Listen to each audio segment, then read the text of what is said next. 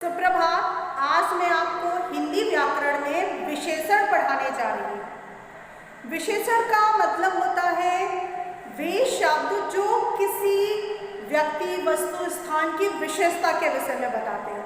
अर्थात जो शब्द संज्ञा या सर्वनाम की विशेषता बताते हैं वो हमारे विशेषण कहलाते हैं। जैसे कि यहाँ पर मैंने परिभाषा में दिया हुआ है, जो शब्द संज्ञा अथवा सर्वनाम की विशेषता बताते हैं विशेषण कहलाते हैं। कि जिन शब्दों के द्वारा किसी संज्ञा या सर्वनाम की विशेषता बताई जा रही है वो हमारे विशेषण है। जैसे उदाहरण में ही मैंने दिया हुआ है, अमित मीठा आम खाता है। तो यहाँ पर किसकी विशेषता बताई जा रही है? आम की। आम कैसा है? मीठा है। तो मीठा हमारा हो गया विशेषण, क्योंकि ये इस आम की विशेषता है, अर्थात वो अपने गुण धर्म के बारे में आपको बता रहा है। मीठा हमारा विशेषण हो गया। तो अब आता है विशेष्य। आम जो है वो हमारा विशेष्य कहलाता है। वे शब्द जिनकी विशेषता बताई जा रही होती है वे हमारे विशेष्य कहलाते हैं। वे शब्द जिनकी विशेषता बताई जा रही है विशेष्य कहलाते हैं। जैसे यहाँ पर किसकी विशेषता बताएगी? मीठा क्या है? आम है। तो आम हमारा विशेष्य कहलाता है। ये हमें ध्यान रखना है कि विशेषण जिन शब्दों के द्वारा संज्ञा या सर्वनाम की विशेषता बताई जा रही है वो हमारे विशेषण कहलाएंगे, और विशेष्य वह संज्ञा सर्वनाम शब्द जिसकी विशेषता बताई जा रही है। अब आता है हमारा विशेषण के प्रकार या भेद। विशेषणों के मुख्य 4 प्रकार माने गए हैं। पहला आता है हमारा गुणवाचक विशेषण। गुणवाचक के अंतर्गत वस्तु, व्यक्ति, स्थान इत्यादि का गुण, रंग, आकार, प्रकार, जहां पर इन सब के विषय में बताया जाए वहां पर हमारा गुणवाचक विशेषण आता है। संख्यावाचक विशेषण, जहां पर संख्याओं का बोध हो रहा होता है। संख्याओं के द्वारा जो संज्ञा सर्वनाम की संख्या का बोध कराते हैं वे हमारे संख्यावाचक विशेषण कहलाते हैं। इसमें 2 भेद हुए हैं। एक तो होता है निश्चित संख्यावाचक और दूसरा होता है अनिश्चित संख्यावाचक। जहां पर निश्चित संख्याओं का बोध हो, जिन विशेषण शब्दों के द्वारा निश्चित संख्याओं का ज्ञान होता है वे हमारे निश्चित संख्यावाची कहलाते हैं। जिनके द्वारा अनिश्चित संख्या का बोध हो रहा होता है वो हमारे अनिश्चयवाची संख्यावाचक कहलाते हैं। उसके बाद तीसरा आता है हमारा परिमाणवाचक। परिमाण का मतलब होता है माप-तोल। माप-तोल संबंधी विशेषण शब्दों का जहां प्रयोग होता है वे हमारे परिमाणवाची विशेषण कहलाते हैं।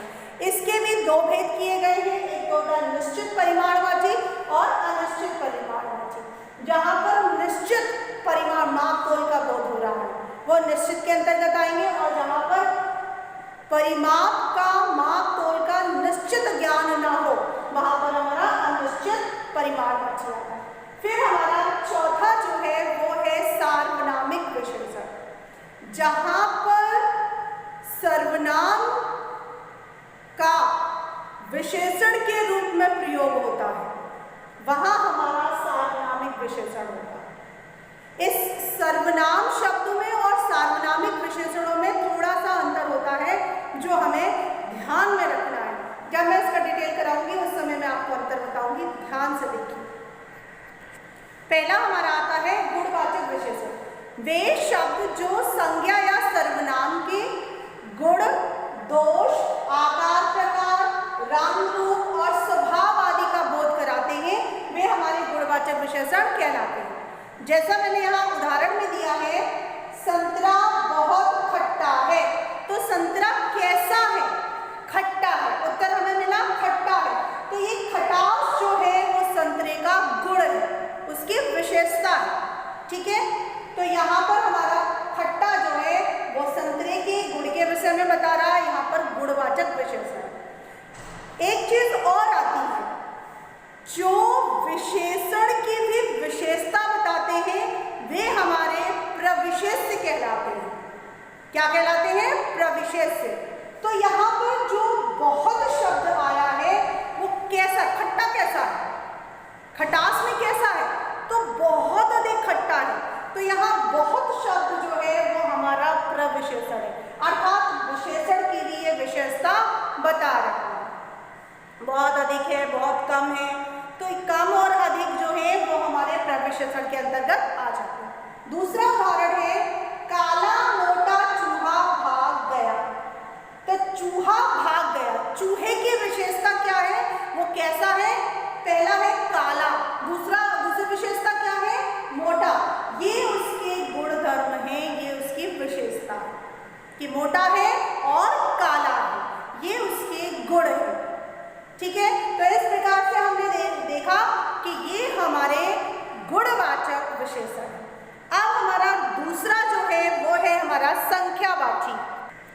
संख्यावाची विशेषण वे शब्द जो संज्ञा सर्वनाम की संख्या का बोध कराते हैं, संख्यावाची विशेषण के अंतर्गत आते हैं। जैसे वे शब्द जो संज्ञा सर्वनाम की संख्या का बोध कराते हैं, संख्यावाची विशेषण कहलाते हैं। जैसे मेरे पास 3 किताबें हैं, तो मेरे पास 3 जो है वो निश्चित संख्या है, ये हमें बता रहा है कि कितनी किताबें हैं, 3 किताबें।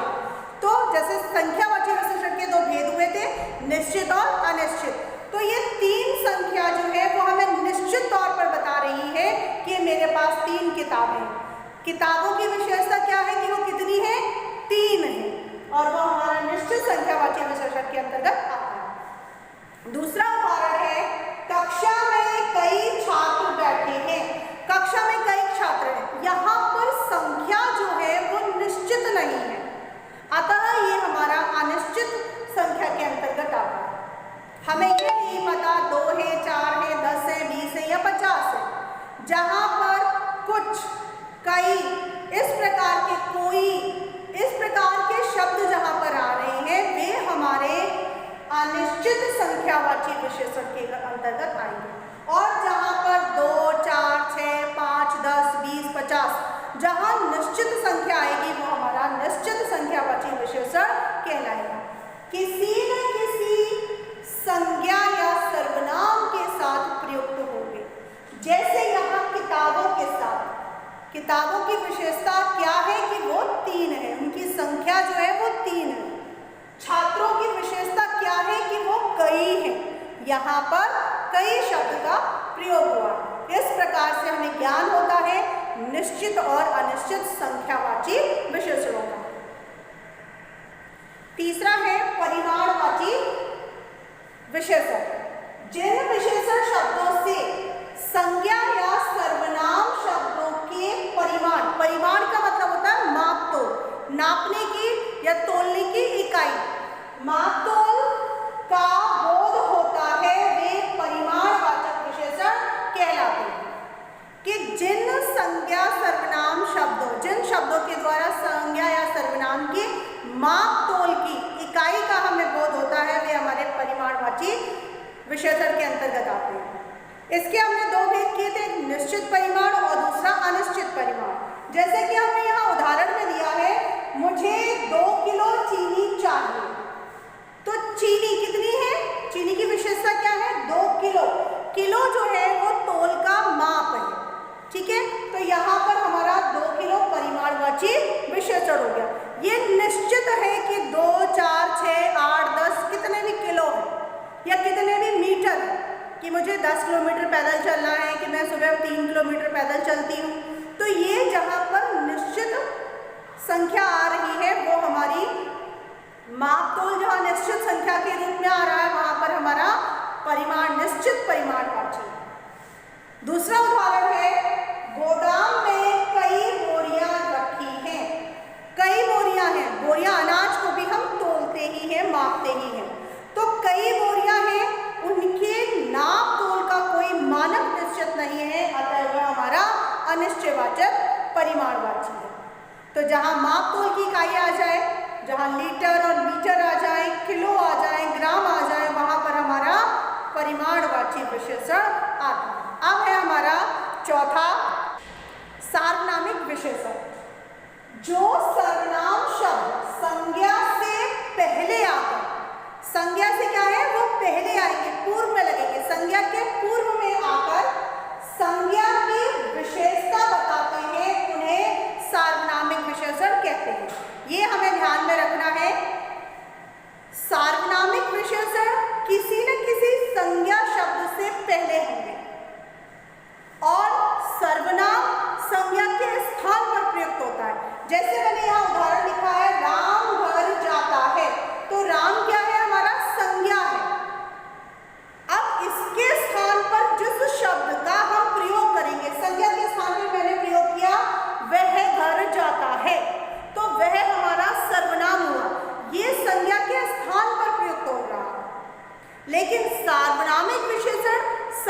से पहले आएगा और उसकी विशेषता बताएगा, संज्ञा की विशेषता बताएगा।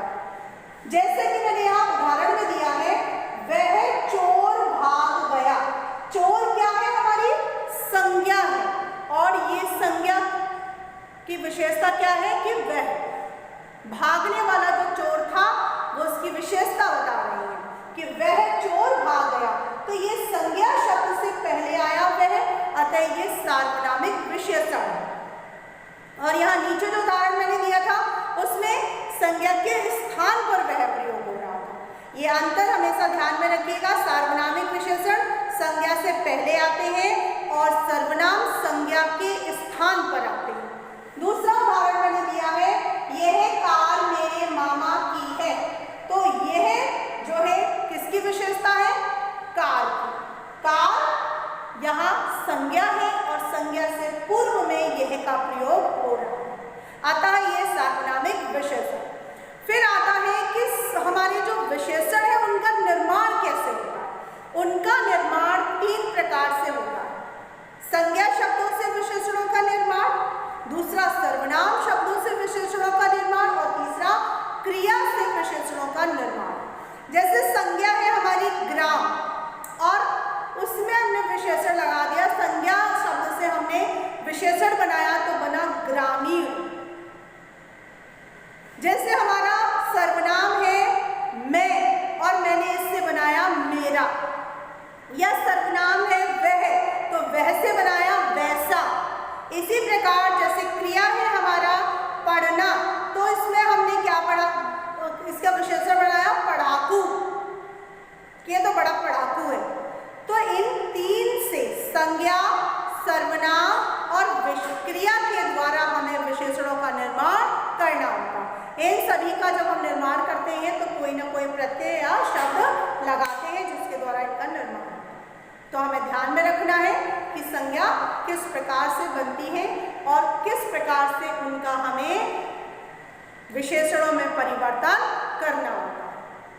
तो ये थे हमारे विशेषण, इन्हें ध्यान से पढ़िए और अभ्यास कीजिए। धन्यवाद।